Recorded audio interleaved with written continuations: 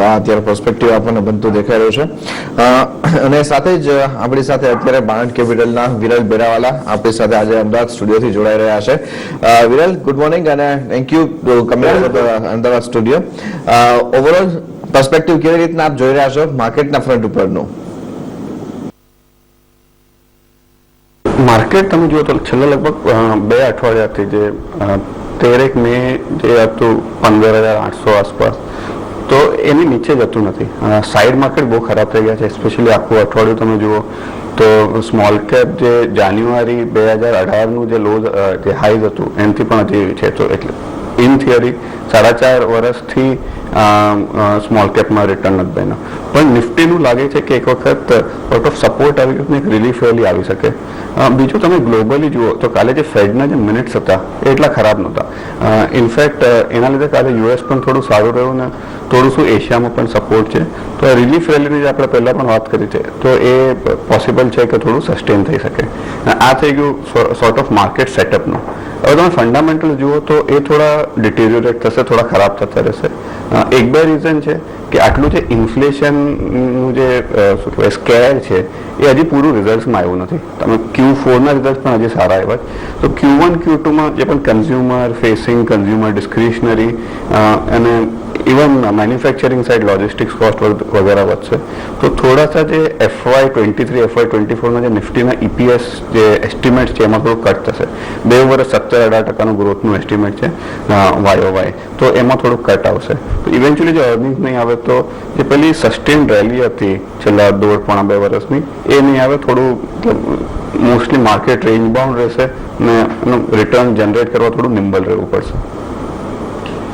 દેખાઈ રહ્યો છે કે ઉપરના લેવલ્સ આવે છે તો એમાં વધારે ખુશ થવાની જરૂર નથી, પરંતુ એક સિનારીઓ એ છે કે અહીંયા બજાર આપણને ઉપરની તરફના લેવલ્સ તરફ આવી રહ્યું છે, પણ એ ઉપરના લેવલને કેવી રીતના આપણને બીજા બધા ડેટા પોઈન્ટ સાથે તો આપણને પર્સપેક્ટિવ બનતું દેખાઈ રહ્યું છે અહીંયા. સાથે બીજા જે કેટલાક પરિણામોના ઇમ્પેક્ટ તરીકે આજના દિવસમાં કાઉન્ટર જોવા જઈશું તો એમાં પહેલા વાત કરીએ હિન્ડાલ્કોની. વિરલ, જે પ્રમાણે હિન્ડાલ્કોનું કાઉન્ટર આપણને પ્લે આઉટ થતું દેખાયું છે, આખી એક મેટલ સ્પેસથી જે આપણને એક અપર બેન્ડની સાયકલ હતી એ આપણને નીચે આવતી દેખાય. તમે ઓલમોસ્ટ મેજર આ મેટલ સ્પેસના સ્ટોક જોયો તો આપણને 20% લઈને 40-50% સુધી ઘટતા દેખાઈ ચૂક્યો છે હાઈથી. હવે હિન્ડાલ્કોના પરિણામ જે આવતા દેખાયા છે એને ક્યાંક ને ક્યાંક ફરીથી આપણને એક આશા જગાવી છે કે મેટલ સ્પેસની અંદર હજુ પણ સ્પાર્ક બાકી છે.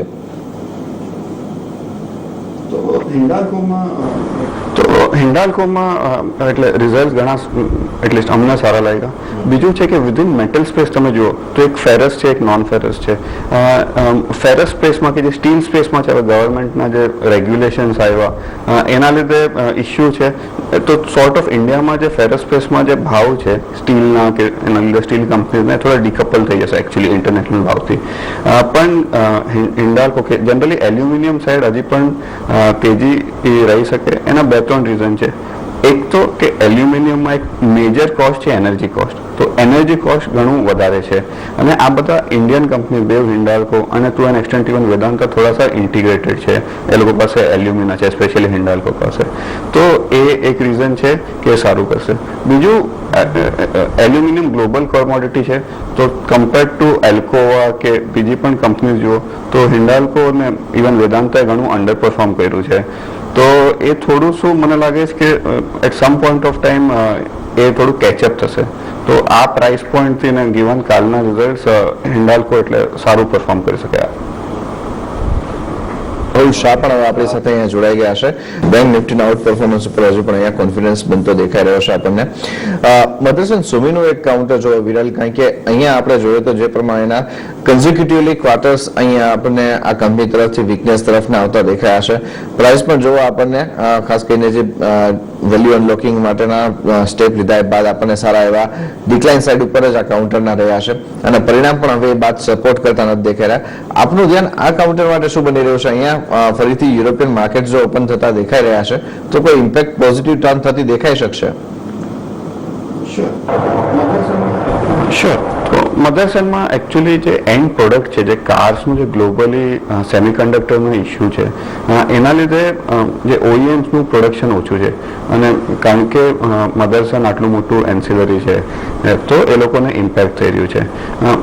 એવું નથી કે એ લોકોના માર્કેટ શેર લૂઝ થઈ રહ્યા છે કે બીજા એન્સિલરી એ લોકોથી માર્કેટ શેર લઈ રહ્યા છે, બટ ઓવરઓલ એન્ડ પ્રોડક્ટનું જે સોર્ટ ઓફ ડિક્લાઇન છે કે ઓર્ડર બેકલોગ છે એના લીધે આ ખરાબ પડે. તમે કેસ ઇન પોઈન્ટ મારુતિ જોઈ લો, રાઈટ? મારુતિમાં લગભગ 3.5 લાખ કારનો ઓર્ડર બેકલોગ છે, ફૂલફિલ નથી થતો for semicon. So I think એ જ્યારે થશે ત્યારે મધરસનમાં કે બધા ઓટો એન્સિલરીમાં થોડું શું વોલ્યુમ્સ પાછું આવશે. બીજું આઈસી વર્સિસ જે ઈવીની પણ વાત થાય છે, તો એમાં મધરસન વેલ પ્લેસ છે, કારણ કે વાયરિંગ હાર્નેસ છે કે ઘણા બધા કમ્પોનન્ટ જે બનાવે છે, મિરર્સ છે, પાછળનું બમ્પર્સ છે, એ બધા ઈવી કે આઈસી એન્જિન કાર્સ બંનેમાં જોઈશે.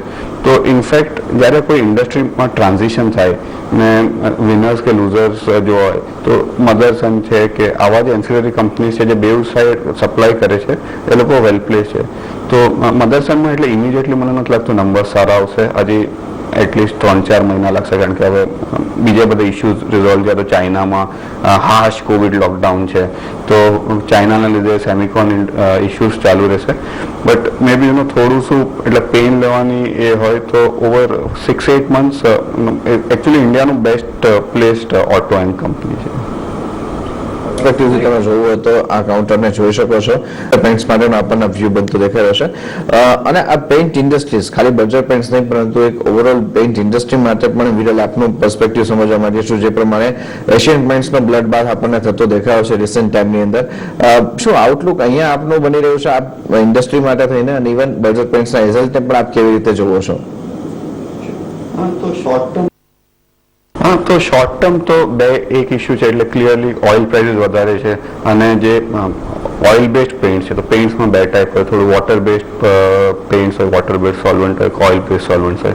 તો એના લીધે માર્જિન્સ ખરાબ છે, ને હજી પણ Q4માં જેમ આગળ પણ કીધું આમાં ફૂલ ઇમ્પેક્ટ આવી નથી. તો ઇન ધ શોર્ટ ટર્મ એટલીસ્ટ નેક્સ્ટ 2 ક્વાર્ટર માર્જિન્સ પ્રેશરમાં રહેશે, કારણ કે ગયા વર્ષમાં જ મારા હિસાબે લગભગ 20% ઉપરનું પ્રાઇસ હાઇક્સ લઈ લીધા હતા આ કંપનીઝે, એટલીસ્ટ એશિયને લઈ લીધું હતું ઓન ધ કન્ઝ્યુમર કે decorative side of business.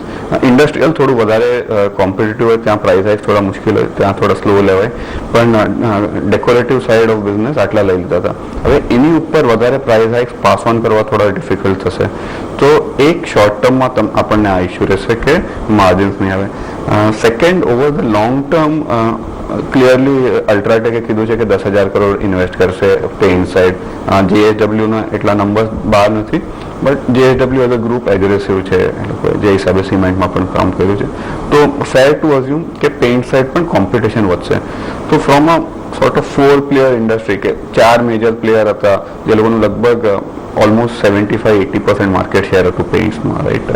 Asian paint being largest at around 42%, ને બાકી બધા મળીને બીજું અનધર 30% હતું. એ સડનલી જે 4-5 પ્લેયર માર્કેટથી સડનલી 6 પ્લેયર માર્કેટ થશે, અને નવા જે પ્લેયર્સ છે વિથ ડીપ પોકેટ્સ છે. તો ઇવન જો ઓઇલ પ્રાઇસ કરેક્ટ થશે તો આ જે ઓવરહેંગ છે, નવું કોમ્પિટિશન આવવાનું એ સેક્ટર પર રહેશે. સો આ સેટઅપ છે. બીજું તમે જો વેલ્યુએશન જુઓ તો વેલ્યુએશન્સ આર નોટ ચીપ. બરાબર છે કે ભાવ ઉપરથી ઓલમોસ્ટ 15-18% કરેક્ટ થયા છે, પણ હજી પણ ગિવન કે બાકી બધા ગ્લોબલી જે હિસાબે પેઇન્ટ કંપની ટ્રેડ થાય છે એના કરતાં ઇન્ડિયાના જે હિસાબે એશિયન કે બર્જર ટ્રેડ થતા હતા લગભગ 3 ટાઈમ્સ હતું ગ્લોબલી. 22-25ના મલ્ટિપલ પર હતા, અને આપણા stocks anything from 65 to 80 times trade થતા હતા. તો ઇન ધીસ સેટઅપ મને લાગે છે કે ઘણો લાંબો ટાઈમ સુધી આમાં અંડર પરફોર્મન્સ રહી શકે. પેઇન્ટ કંપનીઝ માટેનો અહીંયાથી આપણને થોડીક એક્શન જે છે તો હજુ પણ વીકનેસ સાઈડની દેખાઈ શકે છે. ઇધર અહીંયા પ્રાઇસીસ જે છે તો આપણને કરેક્શન ઓર કન્સોલિડેશન તરફના હશે, નવી તેજી માટેની સંભાવના ઓછી દેખાઈ રહી છે. એક બ્રેક માટે રોકાઈએ, બ્રેક બાદ માર્કેટ મુહૂર્તમાં આપણા એક્સપર્ટ સાથેની ચર્ચાને આગળ વધારીએ. વિરામ એન્ટરપ્રાઇઝ માટેનો આપણને વ્યૂ બનતો દેખાઈ રહ્યો છે. આજે બીજા એક સમાચાર આવતા દેખાયા છે વિરલ, ટોરેન્ટ ફાર્મા તરફથી, જે 4 બ્રાન્ડ ડોક્ટર રેડ્ડીઝના અક્વાયર કરવા માટે જઈ રહ્યા છે એના માટેના. અને રિસેન્ટ ટાઈમની અંદર આપણે જોઈએ તો ઓવરઓલ આખા ફાર્મા સ્પેસની અંદર પરફોર્મન્સીસ આપણને દેખાયા છે. ઇવન ટોરેન્ટ ફાર્માના પણ પરફોર્મન્સીસ જોઈએ તો આપણને એટલા ખાસ ઉત્સાહજનક નથી દેખાઈ રહ્યા. એ તબક્કે આ એક્વિઝિશન છે એ કેવી રીતનું રહેતું દેખાશે? કોઈ ગેમ ચેન્જર બની શકશે? તો તો બે વસ્તુ, એક તો જે તમારો ક્વેશ્ચન છે કે રિસન્ટ ટાઈમનું પરફોર્મન્સ ખરાબ છે, તો એના 2-3 ઇસ્યુઝ હતા ને, પણ એ ટોરેન્ટથી જુદા છે. ટોરેન્ટના ડોમેસ્ટિક બ્રાન્ડ છે, એ બધા જે યુએસના કે જે એક્સપોર્ટ સાઇડના ઇસ્યુઝ હતા. એક કે જે કોવિડ ટાઈમમાં ઘણું બધું શોર્ટ સપ્લાય હતું, તો જે ઓવરસીઝ વાળા હતા એ લોકોએ બહુ બધું ઓવરસ્ટોક કરીને રાખ્યું હતું અને ઘણું બધું સ્ટોકિંગ થયું હતું. એ છેલ્લા 6 મહિનાથી ધીરે ધીરે ડીસ્ટોક થાય છે, તો એના લીધે થોડોસો ટોપલાઇનનો ઇસ્યુ હતો અને થોડું પ્રાઇસ ડિટોરિએશન વધારે હતું. તો એ મને લાગે છે કે ટુ એન એક્સટેન્ટ ખતમ થઈ ગયું. બીજું છે કે ઘણા બધા જે શું કહેવાય, આપણે જે ડ્રગ્સ ઓફ પેટન્ટ જવાના હોય, જે પેટન્ટ ક્લિફ કહેતા હતા, એ પણ પતી ગયું છે. FY 23-24 થોડા સારા દેખાય છે, તો પણ જે છેલ્લા 2 વર્ષથી બહુ બધા ડ્રગ્સ ઓફ પેટન્ટ નહોતા ગયા, તો એના લીધે આ જે ઇન્ટરનેશનલ જે કંપની સપ્લાય કરે છે એ લોકોનું થોડું ગ્રોથ એમાં બી સ્લોડાઉન હતું. ટોરેન્ટના જે આ 4 ડ્રગ્સ છે, એટલે ડોમેસ્ટિક છે, ડોમેસ્ટિકમાં સોર્ટ ઓફ એક વખત ગ્રોથ આવી જશે, બટ ગેમ ચેન્જર નથી. એટલે એવું નથી કે બહુ નવા છે કે શું કહેવાય, જેમાં મોટો ગ્રોથ એઝ્યુમ કરે એવું નથી. વન ટાઈમ થોડું બમ્પઅપ મળી જશે.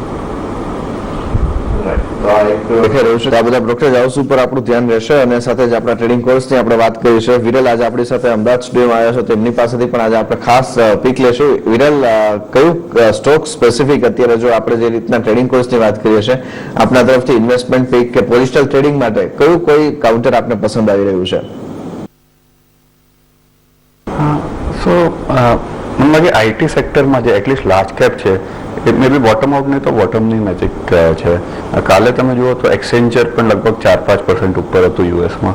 તો આઈટી સર્વિસમાં હજી મિડ કેપમાં વેલ્યુએશન ઘણા ઉપર છે, પણ લાર્જ કેપ તમે જોઈ શકો. અમારું પ્રિફર્ડ પિક આમાં HCL ટેક છે. લાસ્ટ આખું જ વર્ષ એ લોકો માટે ઇન અ વે ટફ રહ્યું હતું. કોઈક 1-2 ક્વાર્ટરમાં માર્જિન ઇસ્યુ આવ્યા હતા, એકાદ ક્વાર્ટરમાં ગ્રોથ ઓછું હતું, કોઈમાં પ્રોડક્ટ સાઇડ ઇસ્યુ હતા. પણ જે હવે જે છેલ્લી જે મેનેજમેન્ટથી જે ઇન્ટરેક્શન થાય ને એમની એનાલિસ્ટ મીટ પણ હતી, એનાથી લાગે છે કે ઇસ્યુ બધા પાછળ છે. સ્ટોક હિસ્ટોરિક લેવલ્સની નીચે જ આવી ગયું છે, લગભગ 15 ટાઈમ ફોરવર્ડ અર્નિંગ્સ પર છે. બીજું છે કે એ લોકોએ ડિવિડન્ડનું પણ ઓલમોસ્ટ 80% હવે પે આઉટ કરી રહ્યા છે, તો તમારું ઓલમોસ્ટ 5% તો ડિવિડન્ડ ડીલ થઈ જશે, એટલે 45-50 રૂપીસ ડિવિડન્ડ આવી શકે. તો ફ્રોમ ઇન્વેસ્ટમેન્ટ પર્સપેક્ટિવ મને લાગે HCL ટેક સર્વિસ જે તમારે અહીંયા ખરીદવા માટેની સલાહ આપણને બનતી દેખાઈ રહી છે. તો આ આપણને ફેક્ટર બનતું દેખાઈ રહ્યું છે, જે પ્રમાણેનું અત્યારે આઉટલુક અહીંયા બનતું દેખાઈ રહ્યું છે. આ બધા જ કાઉન્ટર્સના ફ્રન્ટ ઉપર ખાસ કરીને JSW સ્ટીલ અત્યારે 1.25% મજબૂતી સાથેના બીડમાં સેટલ થતો દેખાયો છે. બીજું એક વર્ટિકલ સિમેન્ટ સ્પેસનું છે, એ પણ આપણને એક સારું સ્ટ્રોંગ થતું દેખાઈ રહ્યું છે. વિરલ, એક સિમેન્ટ સ્પેસ ઉપર આપનું ધ્યાન શું બની રહ્યું છે? સિમેન્ટ સ્પેસમાં જે ઓક્ટોબરના જે હાઈસ છે એના પછી 2-3 ઇસ્યુઝ આવ્યા. એક તો કારણ કે સિમેન્ટ આટલું હેવી કોમોડિટી છે, તો લોજિસ્ટિક્સ કોસ્ટ, જે ઓઇલ પ્રાઇસીસ વધ્યા, એના લીધે એ વધી ગયું. એના લીધે જે એ લોકોનું એક્સપેન્સીસ છે એ વધી ગયા અને થોડાસા માર્જિન પ્રેશરમાં છે. બીજું જે વોલ્યુમ્સ હતા એ પણ ફોર સમ રીઝન નવેમ્બર-ડિસેમ્બરમાં ઘટી ગયા, પણ એના પછી વોલ્યુમ્સ પાછા આવી રહ્યા છે. 2024ની ઇલેક્શન પહેલાં ઇન્ફ્રા સ્પેન્ડ વધશે, તો મને લાગે આ વર્ષ વોલ્યુમ્સ લાસ્ટ યર કરતાં ઘણા સારા રહેશે. તો એક એ છે. માર્જિન્સમાં પ્રેશર રહેશે, એ કોમોડિટી પ્રાઇસ ઇન્ફ્લેશન જ્યાં સુધી ઘટે નહીં, એસ્પેશિયલી ઓઇલ સાઇડ, તો માર્જિન્સ થોડું વીક રહેશે. બટ અગેન ઓવરઓલ ઇન્ડસ્ટ્રીમાં પ્રાઇસ ડિસિપ્લિન છે, તો ઇવેન્ચ્યુઅલી પાસ ઓન થઈ જશે. અને લાસ્ટલી જે કોન્સોલિડેશન થયું છે, અડાનીએ લીધું છે ને હવે મીડિયા રિપોર્ટ છે કે ન્યુવોકો પણ એ લોકો વિચારે છે, તો ઇન્ડસ્ટ્રીમાં જો કોન્સોલિડેશન થશે તો એનીવે પ્રાઇસ ડિસિપ્લિન અત્યારે સારી છે, પણ એ હજી સારી થઈ શકે. તો સિમેન્ટ સ્પેસ વેલ્યુએશન ઘણા નીચે છે, અધર દેન ACC અંબુજા, કારણ કે એમાં ઓપન ઓફરનું ટ્રિગર છે. બટ બાકીનું cement space from a long term point of view બહુ સારા સ્પેસમાં છે. પર્સપેક્ટિવ બનતો દેખાય છે. માર્કેટ અત્યારે હવે આપણે ઓપન થતા દેખાય છે. 16,296 સ્તર પાસેથી આપણે અત્યારે એક મજબૂત શરૂઆત થતી જોઈ રહ્યા છે. આપણને વ્યૂ બનતો દેખાય છે. મુથુટની અંદર થોડુંક દબાણ હજુ પણ આગળ વધતું દેખાઈ શકે તેમ છે. એ સિવાય બીજા જે કાઉન્ટર્સ જોઈએ જે આપણને થોડીક સ્ટ્રેન્થ તરફના મૂડમાં આવતા દેખાઈ રહ્યા છે, એમાં એક વિરલ કાઉન્ટર જોયો પેજ ઇન્ડસ્ટ્રીઝનું. પરિણામ આપણે જોઈએ તો ફરી પાછા આપણને અહીંયા સ્ટ્રોંગ રહેતા દેખાયા છે અને જે પ્રમાણે મેનેજમેન્ટની પણ કમેન્ટ્રી આવતી દેખાય છે, પોઝિટિવ રહી છે. આપનું ધ્યાન શું બની રહ્યું છે અહીંયા? તો પેજ ઇન્ડસ્ટ્રીઝના નંબર સારા છે. ઇન્ડસ્ટ્રીઝના નંબર સારા છે. ઇનફેક્ટ અગેન્સ્ટ જે આદિત્ય બિરલા ફેશન છે એ લોકોએ પણ ઇનરવેરનું ડિવિઝન ચાલુ કર્યું હતું અને બીજા જે છે ટ્રેડિશનલ જે હતા ઇનરવેરમાં લક્સ, રૂપા, ડોલર એ પણ એગ્રેસિવ થયા હતા. પણ ડિસ્પાઇટ દેટ પેજ ઇન્ડસ્ટ્રીઝે એકચ્યુઅલી માર્કેટ શેર મેન્ટેન કર્યું ને ઇનફેક્ટ ઇન્ક્રીઝ કર્યું છે. પણ મને લાગે છે best of the stock is behind અને જે વેલ્યુએશન્સ છે એના ઘણા એક્સપેન્સિવ છે. એટલે તમે ઇવન 2 વર્ષ ફોરવર્ડ પર પણ જો કન્સિડર કરો તો સ્ટોક ઓલમોસ્ટ 50 to 53 ટાઈમ્સ છે. ઇન્ડસ્ટ્રીમાં કોમ્પિટિટિવ ઇન્ટેન્સિટી વધી રહી છે અને આ વેલ્યુએશન મને લાગતું નથી સસ્ટેન થશે. વ્યૂ બનતો દેખાઈ રહ્યો છે જે પ્રમાણેના અત્યારે પેજ ઇન્ડસ્ટ્રીઝની અંદર જો કે સ્ટોક પ્રાઇસ અત્યારે આપણને મજબૂત રહેતી દેખાઈ રહી છે તેને આપણે ખાસ ધ્યાનમાં રાખવાનું રહેશે કેવી રીતના અહીંયાથી એક્શન દેખાય છે. તો રિલાયન્સ માટે થોડુંક વેઇટ એન્ડ વોચ કરવા માટેનો વ્યૂ અને આ દરમિયાન બેંક નિફ્ટી પરફોર્મન્સ આગળ વધારતી દેખાઈ રહી છે. 35,400 ના સ્તરને પાર નીકળતી અત્યારે આપણને જોવા મળી રહી છે.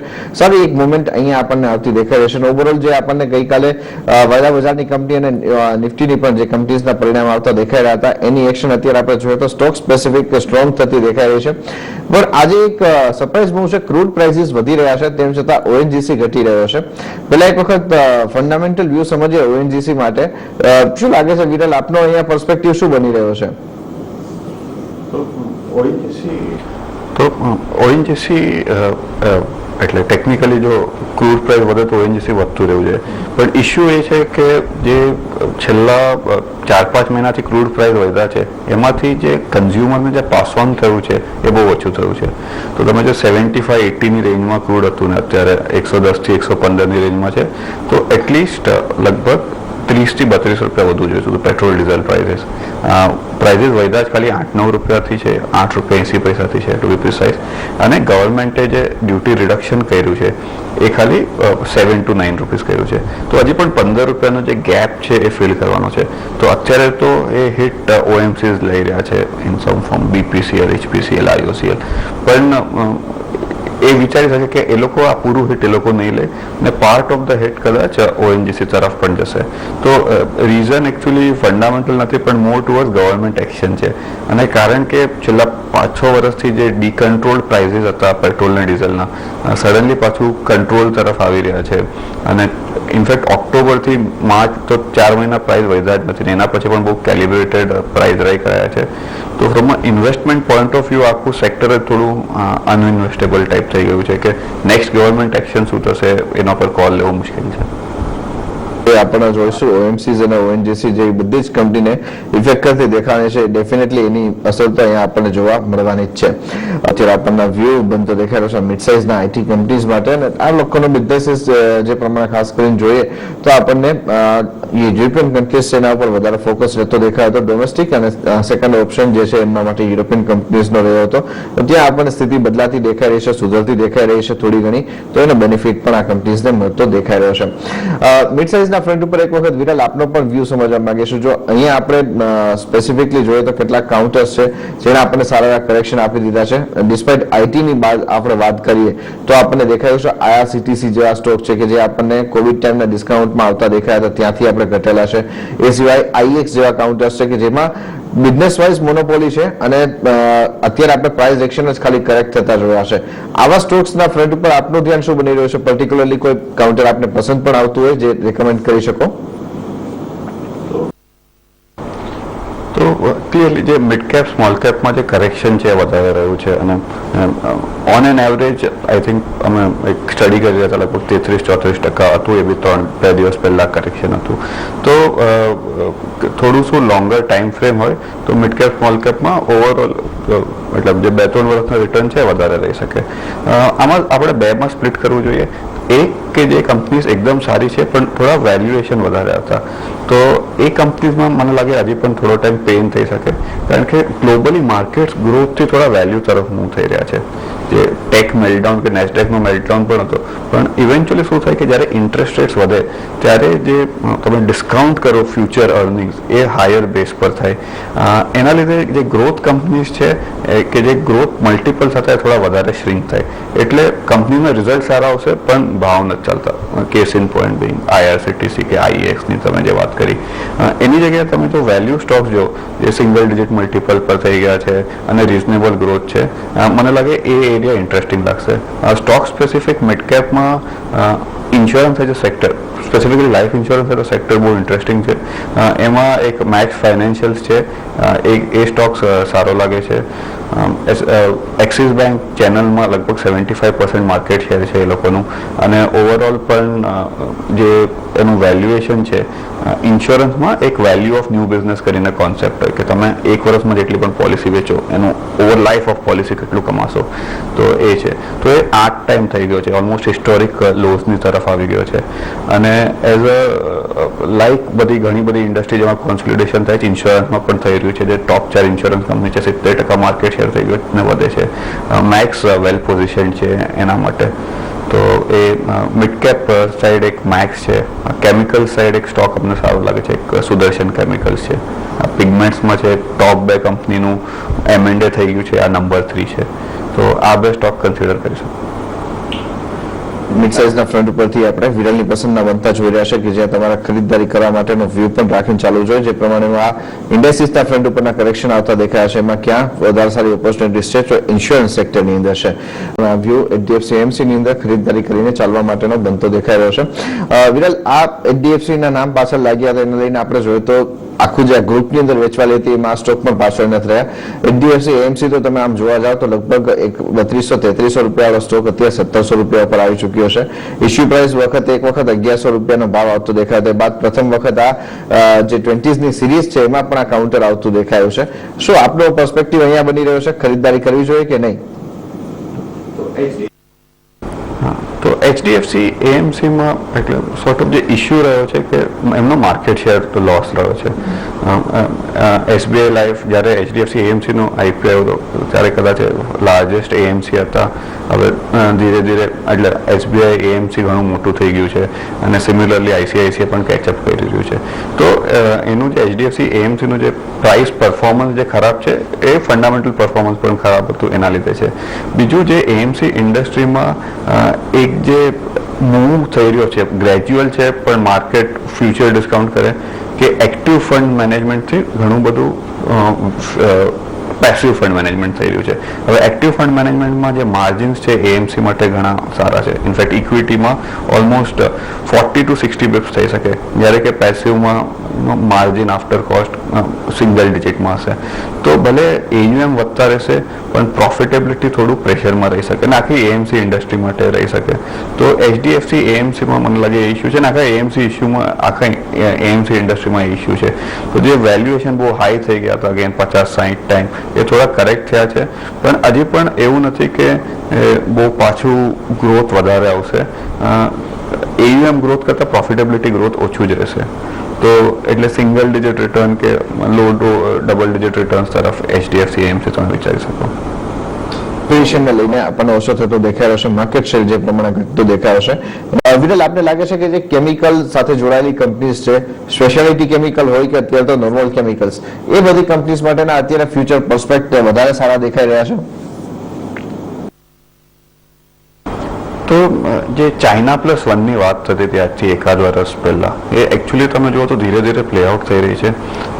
જે હાર્શ લોકડાઉન છે ચાઇનાનું, તો એના લીધે જે કંપનીઝ ગ્લોબલ કંપનીઝ ખાલી ચાઇના પર ડિપેન્ડન્ટ હતા, એ લોકોને પણ હવે બીજો સપ્લાયર સોર્સ શોધવો પડે છે. આ બધું એક ક્વાર્ટર કે એક વર્ષમાં નહીં થાય, ધીરે ધીરે ઇન્ડિયામાં કેપેસિટીઝ આવવી પડશે ને પછી કેપેસિટી આવી પણ જાય તો ઘણા બધા જે સ્પેશિયાલિટી કેમિકલ છે એનું ઘણું બધું ટેસ્ટિંગ થાય ને અપ્રુવલ થાય ને પછી જ એકચ્યુઅલી એ માસ પ્રોડક્શન પર જાય, ઇવન આફ્ટર કેપેસિટી ક્રિએટ થઈ જાય. તો આખો પ્રોસેસ ચાલુ છે. જે ચાઇના +1 છે એટલીસ્ટ ઘણા બધા એરિયા છે. તો અમુક એરિયાઝમાં વિયેટનામ માર્કેટ શેર લેશે, કોઈ ટેક્સટાઇલ ટાઈપમાં બાંગ્લાદેશ લેશે, પણ કેમિકલ્સમાં ક્લિયરલી ઇન્ડિયામાં જે કેપેબિલિટી છે અને કેપેસિટી છે એ અનમેચ છે. તો એ હજી પણ ચાલુ રહેશે મને લાગે. અને આ જે કંપની જે લોકોનું છેલ્લા 10 વર્ષથી ઇનફેક્ટ આખું તમે કેમિકલ સેક્ટર જુઓ તો સારું કરી રહ્યું છે. એ હજી પણ જે હેડરૂમ ફોર ગ્રોથ છે એ બધું બહુ વધારે છે. ઘણા બધા જે કેમિકલના તમે સ્પેસિફિક મોલિક્યુલ સાઇડ જુઓ તો ઇન્ડિયાની કેપેસિટી ચાઇનાથી ખાલી 10 કે 15% છે. તો જે હેડરૂમ ગ્રોથ માટે છે આખા સેક્ટર માટે બહુ છે. વિરલ, જો સ્ટોક્સ પણ પિકિંગ કરવાના હોય તો કયા પિક કરશો આપ?